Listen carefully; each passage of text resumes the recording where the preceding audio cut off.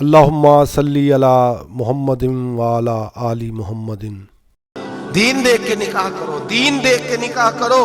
محبوبہ یہ دین والا لفظ کس کے لیے ہے؟ فرمایا ادھر آؤ، کائنات میں اگر اللہ نے سب سے شان والی بیٹی دی ہے تو مجھے دی ہے، اور میں اس علی کو دے رہا ہوں جس کا مکان بھی کوئی نہیں، کاروبار بھی کوئی نہیں، جس علی کا بظاہر کوئی بینک بیلنس نہیں، کوئی مربع نہیں، کوئی شے نہیں۔ حضور علی کے پاس کیا ہے؟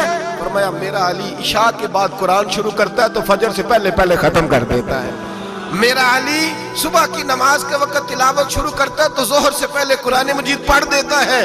فرمایا رزق کھاتا ہے، تھوڑا کھاتا ہے پر حلال کا کھاتا ہے۔ فرمایا پاکیزہ روٹی کھاتا ہے، اور جب میدان میں نکلتا ہے تو برادری کے لیے نہیں نکلتا، جب تلوار لے کے نکلتا ہے تو یہ مکے کے لیے نہیں لڑتا، یہ تلوار لے کے نکلتا ہے تو قومیت کے لیے نہیں لڑتا۔